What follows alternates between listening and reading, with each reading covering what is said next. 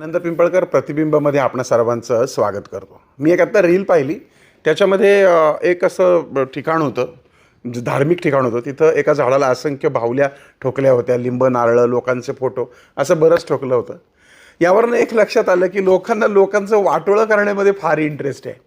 स्वतःची प्रगती बाजूला ठेवायची आणि दुसऱ्याची प्रगती पाहून त्याचं वाटोळं कसं होईल ही भावनात मनात ठेवून जर अशा प्रकारची करणी आणि अशी जर कुकर्म करत असाल तर परमेश्वराच्या दरबारामध्ये त्याला क्षमा आहे असं तुम्हाला वाटतं का? नाही आहे.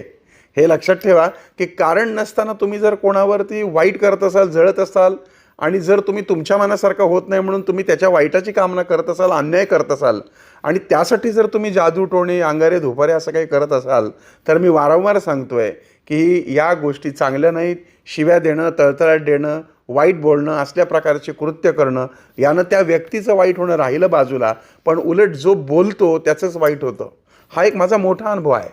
मी असे कित्येक लोक पाहिले आहेत की जे आपल्या शेजाऱ्यांवर, मित्रांवर, भावंडांवर जळतात, स्वतः प्रगती करत नाही आणि समोरच्या व्यक्तीची प्रगती होत असेल तर मात्र त्याला दूषण देतात, त्याची बदनामी करतात, त्याला नावं ठेवतात.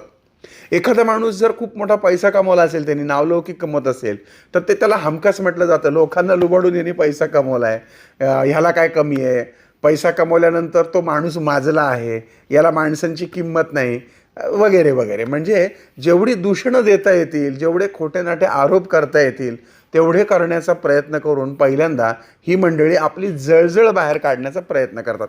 मग जेव्हा हे प्रयत्न काम करत नाहीत तेव्हा वेगवेगळ्या अंगांनी त्या समोरच्या व्यक्तीला समाजात वाईट कसं करता येईल किंवा त्याला स्वतःला दुःख देण्याचा ते प्रयत्न करतात. पण त्याही पलीकडे जाऊन जेव्हा काही होत नाही मग अशा वेळेस देवधर्म, जादूटोणा, काळी जादू असल्या गोष्टींचा आधार घेतला जातो. या गोष्टींमध्ये किती सत्य आणि किती असत्य या खोलामध्ये मी पडणार नाही, परंतु हे करणं अजिबात चांगलं नाही हे मात्र मी नक्की सांगतो. मग ही जळजळ का निर्माण होते? लोकांबद्दल वाईट व्हावं ही भावना का बरं निर्माण होते आणि ही शत्रूंमध्ये होते का? हेच आपण आजच्या प्रतिबिंबामध्ये पाहणार आहोत. भावंड, जवळचे मित्र, ओळखीचे लोक यांच्यातूनच ही जळजळ कशी जन्म घेते हे अगदी स्पष्ट आहे. दुसऱ्याच्या दुःखात सहभागी होण्याची प्रवृत्ती सोडा बाजूला, पण दुसऱ्याची प्रगती पाहून अस्वस्थ होणारे आणि त्याला दुःख कसं होईल याचा विचार करणारे लोक मात्र समाजामध्ये फार मोठ्या प्रमाणात आहे. माझा भाऊ पुढे गेला, माझी बहीण पुढे गेली, तो मित्र पुढे गेला, ती बहीण स्थिर झाली, तो भाऊ नाव कमावू लागला, तो खूप मोठा झाला, त्याला सगळं जग मानतं आणि इथूनच सुरुवात होते एका विचित्र रोगाला. या विचित्र रोगाचं नाव आहे जळजळ. ही जळजळ बाहेरून दिसत नाही. जेव्हा ते तुमच्यासमोर येतात तेव्हा हसण्यातनं वगैरे अगदी छान असतं, पण मनातून हा फार काळ टिकणार नाही, देव बघतोय, हा उगाच उड्या मारतोय, माझ्या मागं प्रभू आहे, वगैरे वगैरे असले वाईट चिंतणारे लोक म्हणत असतात. पण या वाईट चिंतणाऱ्यांच्या मागं प्रभू आहे आणि ज्याच्या चांगलं होतं त्याच्या मागं मात्र नाही, हे अजबच संकल्पना या मंडळींच्या मनात असते. यांचं काहीतरी वाईट होईलच असे शब्द हे शत्रू बोलत नाहीत बरं का. हे तुमची भावंड, तुमचे जवळचे मित्र, नातेवाईक बोलतात. सगळेच आहेत असं मी म्हणत नाही बरं का, मी काही लोकांबद्दल बोलतोय. शिव्या, शाप आणि मनातला काळोख हा जळणारा माणूस आणि जळणारी माणसं ही उघडपणे वार करत नाहीत. ही मनातल्या मनात विचार करतात की याचं नुकसान कसं होईल, दुःख कसं मिळेल, आणि मग कारण नसताना त्याची प्रगती पाहून त्याला शिव्याशाप आणि नकारात्मक शब्द दिल्यामुळं त्यांना असं वाटतं की या शब्दांनी याचं नशीब बदलेल. पण होतं का असं? सत्य काय आहे माहिती आहे? शाप कधीही दुसऱ्याला लागत नाही, तो आधी शाप देणाऱ्यालाच भासतो, कारण तो विनाकारण दिलेला असतो. स्पर्धा करा पण जळू नका. स्पर्धा वाईट नाही, तुलना ही प्रेरणा देऊ शकते. तुमची प्रगती दुसऱ्याच्या पडझडीवर आणि वाईट होण्यावर जर अवलंबून असेल तर ती प्रगती नाही हो, ती विकृती आहे. आणि लक्षात घ्या, जळणारा माणूस हा खंगत जातो, तो कधीही पुढं जात नाही. तो आयुष्यभर एकाच प्रश्नात अडकलेला असतो, हा माझ्यापेक्षा पुढं कसा गेला आणि हा माझ्यापेक्षा पुढं जाता कामा नये. आणि पुढे गेलेला माणूस मात्र एकाच गोष्टीत जगत असतो की मला अजून प्रगती करायची आहे आणि मला अजून पुढं जायचं आहे. ज्यांची प्रगती झाली आहे आणि ज्यांच्यावरती लोक जळतात त्यांच्यासाठी मी तुम्हाला एकच सांगेन की जर तुमच्याभोवती अशी जळणारी माणसं वाढत असतील तर तुमची दिशा अगदी बरोबर आहे, कारण तुम्ही यशस्वी आणखीन होणार आहात.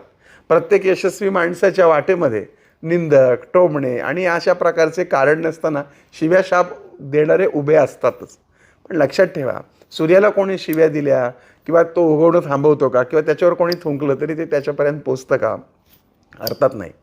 आणि जर तुम्ही जळणारे असाल, पहा प्रत्येक आत्मा आपल्याला माहिती असतो की आपण का आहोत, तर स्वतःकडे पहा ना, काम वाढवा, देवाची प्रार्थना वाढवा.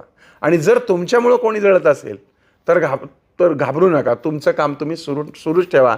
कारण जळणारे आवाज करतात, पुढे जाणारे इतिहास घडवतात.